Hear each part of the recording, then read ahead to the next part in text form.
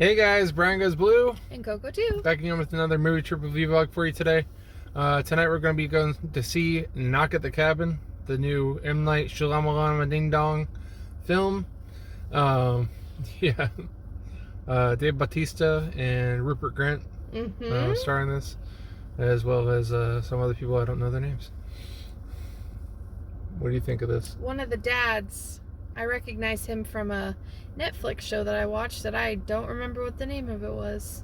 What do I think? I think when we first saw this trailer in Dolby, and that knock, the loud knocks, it scared the crap out of me. Yeah. So I don't know. It seemed like it was gonna be more horror, like when we first saw the trailer, and then like as it kind of went more into it, it was like this very serious, like, you have to sacrifice your family or the world's going to end. Like, that doesn't, I mean, I guess that could be horror because people are going to be dying and stuff maybe. Yeah. But I don't know. It just, it didn't go where I thought it was going to go. Yeah. And we haven't even seen it yet, so I have no idea where the heck it's going to go, but. Yeah, the second trailer kind of showed a lot more, but good thing we only saw that trailer one time, so I like forgot a lot about it. Yeah, that's true. So that's a good thing. Yep. I hate when trailers ruin shit. I know. Yeah, and this is based on a book called Cabin at the End of the World. Cabin by the End of the World or something like that. Knock at the Cabin at the End of the World. Something about that. I forget what the name is.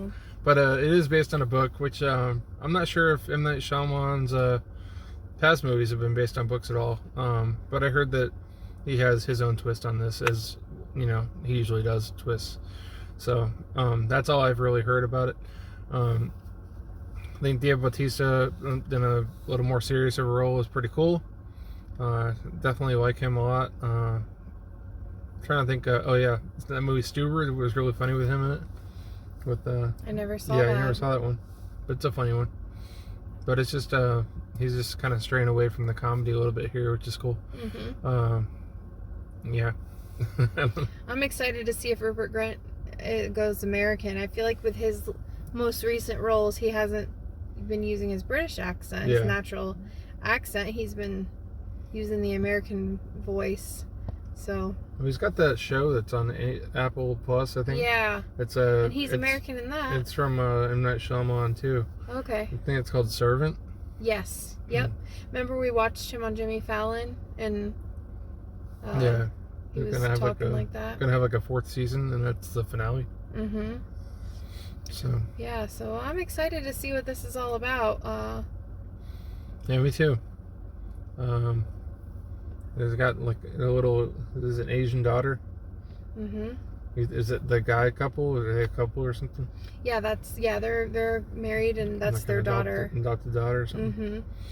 That's what it seems like anyway. Yeah, that's what it seems like. Shout out to the Lost Girls. We were talking about this movie last night, and we'll talk about that a little bit more later. But we were saying last night that we hope that the little girl doesn't die in this, because that would be super tragic. And I'm not going to let you know in this video because that would be a spoiler, and we're not going to do that. But I hope that doesn't happen. That would be super sad. It is rated R, so anything can happen. No kids and no dogs. Anything can happen. Yeah. But we went and we got our candy. We're going to go get our popcorn, and we're going to go catch this flick. So yeah, in Dolby. Thank gosh. Yeah, we're going to hear those knocks in Dolby, baby. Like, I don't want to say it. I said thank gosh. Thank gosh. When did this channel become PG? But thank fucking goodness. There it is. But yeah, it's the first time we've been in Dolby since fucking Avatar, because Avatar's just been killing it in Dolby apparently, and taking up the cinema every fucking time we go to the movies now. So yep. Thank goodness something was put in the Dolby theater and knocked Avatar. Well, it wasn't Wakanda in Dolby. Wakanda was, and then Avatar took over for like 2 months. Yeah. Well, ever since Avatar's been in theaters, it's been in Dolby like the whole time. Well, so I ain't mad at it. We saw it in Dolby. It was good. Awesome. Yeah. I guess everybody's got to have their chance to go see it. Mm-hmm. So we've got a little more time than usual. We got 10 minutes, and We're gonna go. We just gotta get some popcorn, but it is a Friday night, so. Were you gonna say Friday night? Yeah, it is a Friday It's funny night. because at home we talk like that. Spoiler alert, because of our dog. You guys know you talk weird to your pets too, and that's how we talk like 5-year-olds to our dogs. So Yeah. sometimes we talk like that to each other. Why did I just divulge that information? I have no idea, but hey, it's okay. It's Friday night and I'm alive, baby. Yeah. Let's go in and see what this movie's all about. All right. All right, we'll be Pops right back. knock. Knock, knock at the cabin. All right, so we have this little thing going on. We're talking about. Well, they always ask us for. Can I see your ID for A-list? Well, and we're just going with it, really. Can I suck your taint for A-list, please? Can I lick your balls for A-list, please? Oh my God, Brian! Hey, this is an R-rated movie, okay? Coco's bundled up. It's cold in Florida right now. It's 59 degrees, so with the wind chill, it is a little cold. But yeah, we're gonna get our balls sucked for A-list. it's going down, and the kids are idiots, of course. What do you think these guys are gonna say? 80 for Brady? They could be saying 80 for Brady. Is that even out yet? I don't even know.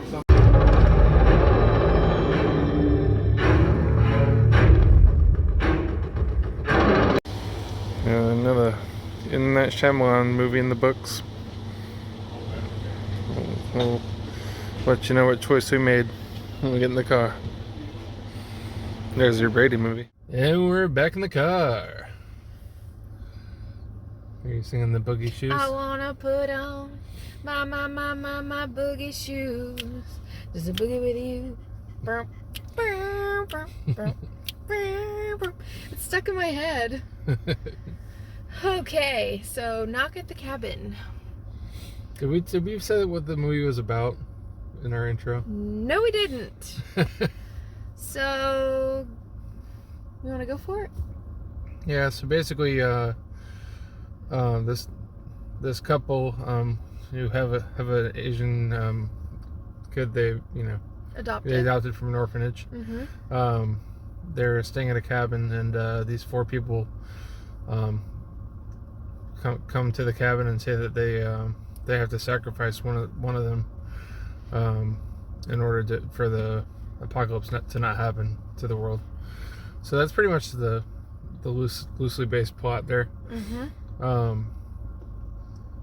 I thought it was really tense. It was. The whole movie was pretty tense. I felt that too. Yeah. It was good.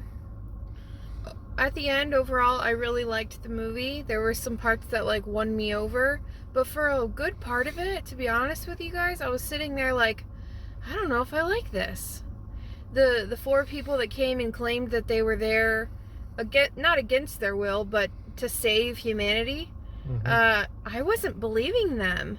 Like the trailer and everything, like I was hoping that they would win over the family and like, convince them.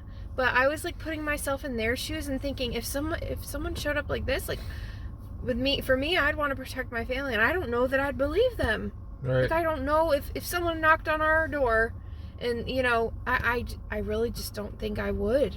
So I couldn't really blame them, and for a while I was like rooting for them, to get away. I mean, because that's not a spoiler. We know that they were tied up in the trailer, and they were trying to convince them they needed to make a choice. So I found myself kind of opposite of what I expected that I would believe the people that came, and I was totally like opposite this time. But then things happened, and this is one of those movies where I feel like I need to watch it again to now know what I know, and then see how I feel about it again. But there were some really good moments there that really won me over. So overall, I really thought it was well done. I enjoyed it. I think so too. Was it Shyamalan's best work? No, but I thought it was really solid. How did you feel about that? Like whose side were you on as far as, did you believe them, or were you kind of like skeptical like the couple was? Well, I would have been skeptical like the couple too. Mm-hmm. But I mean, when you it's not a spoiler, but when you see them getting more, the four people getting more and more emotional about it, then you kind of start to believe. Yep. A little more. You're kind of sitting there like, are they the bad guys or are they telling the truth? Like, and I think the movie does that on purpose. Like you were saying, the intensity. Yeah. Of it. And the couple, the main guy with the scruffy facial hair, I don't know if I liked him too much as an actor. I don't think he was the best pick for the role. The more clean shaven, he was a good actor. He's the one that I recognized from the Netflix show. Oh, okay. Yeah, so I recognized him from something else. The rest of the actors in the movie did very well, and I thought. Oh yeah. Like some really solid performances. I don't know that I loved the girl, the curly-haired girl. She was a little bit like a bit much. I don't know how else to explain that. She kind of made me think of like a Jenny Slate kind of character. Oh my god, that was on the tip of my tongue. I was literally going to say Jenny Slate. Yeah. And I like Jenny Slate, but that character was just a bit much. Yeah, would that be a role for Jenny Slate? Probably not. Right. Yeah. But Rupert Grint was great. Yeah. His character was not lovable at all. There was no connection to him whatsoever. Yeah. But I thought that he did his job because I didn't really care for the guy at all. Yeah. So. And what's his name? Dave Bautista. Dave Bautista did an awesome job. Oh yeah. He carried that movie pretty much. He was amazing. And he kept us cool the entire time. I mean, actually, there was a couple of times where I was like, oh, he's kind of freaking out a little bit. I would not want to be on the other side of that door. Yeah. From him. But, he was just like a gentle giant. Mm-hmm. A hunty bear, if you will. Well, he was a teacher in the movie, so. Mm-hmm. Yeah. It was just very good. Very good. What do you give it? And the little girl was very cute too. Oh yeah, she was great. And they did a lot of flashbacks, and which I think that's why I kind of felt more for the family, because they showed us their backstory. They didn't show us backstory much, at all, of the people that were trying to save the apocalypse from happening. Maybe that's why we kind of cared for the family more. We got a lot of flashbacks and a little back history of them. Mm-hmm. I would give it, I'd say 3.5. Same. Yeah. Yeah. It was solid. Not really what I expected. You said that someone had mentioned, another YouTuber had mentioned that it didn't really earn its R rating. It could have been PG-13. I mean, I thought it did though. There was a couple. There was a couple there wasn't any brutal moments or anything like that. No. They did cut away. Yes. A lot. But there was some hard F-bombs in there, and yep. just some frightening imagery that that a lot of younger or even teenager audiences shouldn't really see. Mm-hmm. Yeah. End of the world type shit. But yeah, it really made you wonder what the hell was going on. It really did. And then once that moment clicked and you're like, okay, this is what's happening. Right. And it was kind of like, all right, I would want to watch that again. Mm-hmm. If you like movies that are set in one place the whole time, then this is the type of movie for you, for sure. Yes. It's definitely one of those. Yep. Which is good, in my opinion. But yeah, that's pretty much our review. Mm-hmm. I don't really know what else I can say about it. Yeah. I don't either. I like those weapons. They're pretty cool. Yeah, that was kind of crazy scary. The weapons are what made me a little skeptical of the people that showed up, to be honest. Yeah. Because they're no spoiler, but they're we're not gonna hurt you. We can't hurt you, or whatever. But they show up with these crazy weapons. Yeah. Really? You have these swinging chain mallet fucking Mad Max weapons. You have a rake with an axe blade affixed to it. But you're not here to hurt me. Yeah. That was kind of silly. Yeah. But yeah. I don't know. I don't know. Those were the parts where I was like, do I really like this? But overall, once we got through to the end, I was like, yeah, this was cool. Yeah. I'm glad to have seen it. And it was so glad to be back in Dolby. It was. It felt good. Yeah. Did I just say it was so glad to be back in... I was so glad. It was so good to be back in Dolby. So. Yeah. Yep. Our doors are locked, right? Yeah. There's this like weird kind of creepy guy walking around the parking lot kind of. Is it? And it's like late. I don't know what he's doing, but. But yeah, that'll be our review. Sorry guys, I'm kind of. I'm I'm kind of paranoid when it comes to people. I don't know. He's gone. Well, I saw him like trash picking, kinda, and they just changed out all the trash cans when we were walking out. Remember we saw that? Probably looking for half a cigarette or something. Yeah, I don't know. You can't trust anybody. Nope. Don't trust anybody. Right. So yeah. Oh, I feel like have I been saying stay after the previews? Yeah. I hope maybe. so. Stay after the previews, guys. I don't think there's anything after the credits. No. Except for the security guy, because it's midnight and, you know, they stand there like, just like waiting for you. We're those lingerers. We linger and we just kind of sit there for a minute and gather up all our illegal candy and drinks. Yeah.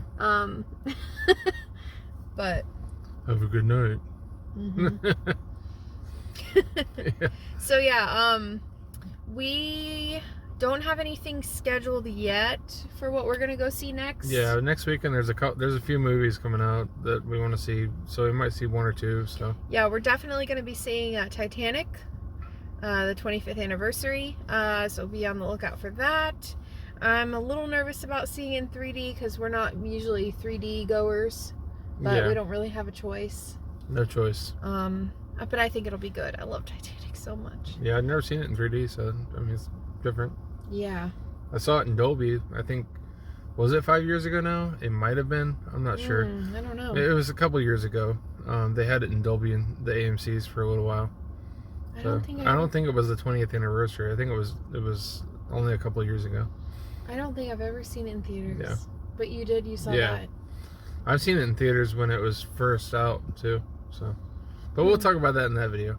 Yes, and I want to give a quick shout out to my new group, the Lost Girls. I can finally share it on our channel and say we had a very successful stream last night, so shout out to my girls. If you haven't seen that video, go over to My Killer Podcast YouTube channel, check out the replay, and be on the lookout for the next Lost Girl stream, which is coming to you in a very short time. Yeah. So yeah, excited for that. That being said, we're off, and please like, comment, share, and subscribe. Thanks for everybody who's subscribed recently. We appreciate you. We've had a little influx of subscribers, so is that the right proper influx? Good, yeah. So we really appreciate that. We appreciate all the new follows and on Instagram and chatting with people. And if you're new to the channel, this is what we do. We go to the movies and we talk about it. So yeah. There's some raw footage here. Brian Goes Blue. And Coco too. So now. Bye. Bye.